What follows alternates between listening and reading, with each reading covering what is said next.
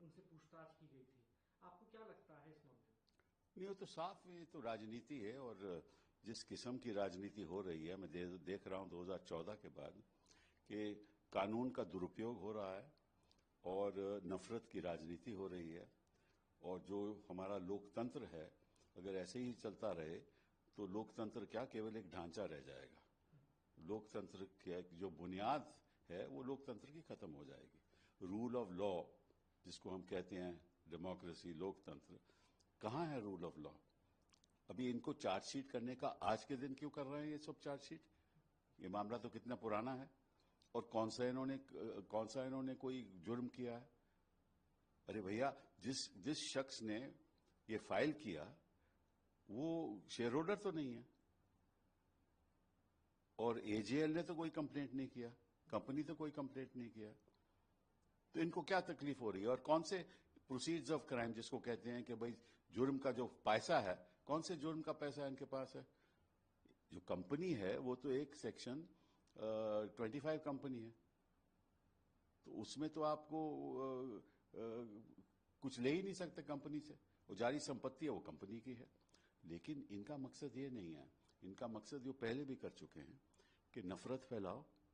जो भी इस देश में जो विपक्ष के लोग हैं, जो मंत्री हैं, चीफ मिनिस्टर हैं, उनके परिवार के लोग हैं, उनके ऊपर केस करो, दंगे फसाद करो, दंगे फसाद करके फिर लोगों के ऊपर केस करो, एफआईआर लगा के ईडी भेज दो, ईडी किसी प्रदेश में भी चले जाए, एफआईआर करने के बाद वहां अरेस्ट शुरू कर दो। और अगर कोई सिविल सर्वेंट है, और सिविल सर्वेंट किसी विपक्ष के सरकार के नीचे काम कर रहा है, उसको धमकाओ, और कोर्ट में जाकर ये कोशिश करो कि भाई कोर्ट आपके पक्ष में कोई फैसला दे दे। और असलियत तो यह है, अगर कोर्ट देश की जनता के प्रति खड़ी नहीं होगी, उनके जो अधिकार है उनके प्रति खड़ी नहीं होगी, ये जो चल रहा है उसके खिलाफ कोर्ट एटलीस्ट लोगों की सुनवाई नहीं करेगी, तब तक कुछ नहीं हो सकता। अब हो क्या रहा है, मैं आपको एक उदाहरण देता हूं। इन्होंने सारे मदरसे बंद करवा दिए उत्तर प्रदेश में, हालांकि सुप्रीम कोर्ट ने कहा है, स्टे भी किया है, सब उन्होंने बंद करवा दिए। तो ये क्यों कर रहे हैं? ये कभी ये वक्फ की बात करते हैं। देश के सामने कौन से मुद्दे हैं? देश के सामने मुद्दे हैं कि जो आपके जवान, अपनी बेरोजगारी का मुद्दा हुआ, शिक्षा का मुद्दा हुआ, स्वास्थ्य का मुद्दा हुआ, देश को आगे बढ़ाना है, आर्टिफिशियल इंटेलिजेंस के बारे में बात हो। लेकिन इनको केवल ईडी दिखती है। और उसे लोग कभी केरला के चीफ मिनिस्टर के खिलाफ प्रयास करते हैं, कभी उसकी परिवार के प्रयास करते हैं, कभी ममता जी को डिस्टेबलाइज करना चाहते हैं, चीफ मिनिस्टर को के खिलाफ केस करके हटवाना चाहते हैं। उधर महाराष्ट्र में इन्होंने किस तरह से सरकारें बदल दी।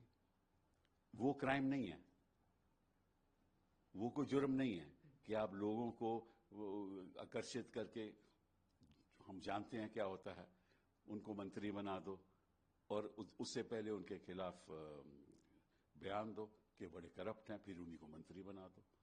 हाँ, अपने पक्ष में लेकर वो सब बेदाग हो जाते हैं। तो ये देश के लिए ठीक नहीं है। और मैं आपको सच बात बताता हूं कि ऐसे ही देश चलता रहेगा ना तो कुछ रहेगा नहीं। आज के दिन क्या हो रहा है कि लोग डरे हुए हैं, खासतौर पे जो अल्पसंख्यक लोग हैं वो भय से रह रहे हैं यहां, क्योंकि वो मालूम है कि कुछ आवाज उठाएंगे तो कुछ ना कुछ हो जाएगा। और जब इनके लोग हिंसा करते हैं तो कोई एफआईआर नहीं होती, और एफआईआर उनके ऊपर होती है जो विक्टिम्स होते हैं, जिनके खिलाफ हिंसा हुई हो, उनके खिलाफ एफआईआर होती है। बच्चे हमारे 5-5 साल से 4-4 साल से जेल में बैठे हुए हैं। तो ये क्या हो रहा है इस देश में? क्या ये मुद्दे हैं देश के सामने? वक्फ का मुद्दा हुआ, और क्या नफरत से ही राजनीति चलेगी? ये जो लोग अपने आप को कहते हैं ना हिंदू, ये हिंदू एक्चुअली इनको हिंदुइज्म का कुछ मालूम ही नहीं। हिंदू क्या है, हिंदू धर्म क्या है, किस आधार पे जो धर्म मानता है उसको कैसे आगे बढ़ना चाहिए, इनको कुछ नहीं मालूम।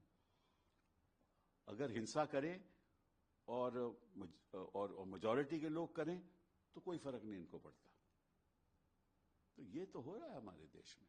और मुझे ये नहीं समझ आई कि इनको क्या मतलब, क्या प्रॉब्लम है इनको गांधी फैमिली के साथ? इन्होंने सब कुछ तो अपने पक्ष में कर लिया, इलेक्टोरल बॉन्ड में पैसा बटोर लिया, सत्ता भी इनके पक्ष में है, इनके गवर्नर के इनके इशारे पे काम करते हैं, सीईसी भी इनके इशारे पे काम करती है, सब कुछ तो इनके पास है। अब ये लोगों को जेल भी भेजना चाहते हैं, यही दिखाने के लिए कि अगर हमारे खिलाफ कुछ करोगे तो निश्चित रूप से यही आपका परिणाम होगा। सर, आपने तो यूपीए सरकार भी बहुत करीब से देखी है, उस वक्त के जो बीजेपी के बड़े लीडर्स थे उनको भी आपने देखा है। आपको लगता है ये नई तरीके की राजनीति शुरू हुई है पिछले कुछ वर्षों में? जो भाई ये जो गुजरात का जो एक्सपेरिमेंट किया था उसको दोहरा रहे हैं, ये जो वहां कर रहे थे वो यहां कर रहे हैं, यही हो रहा है।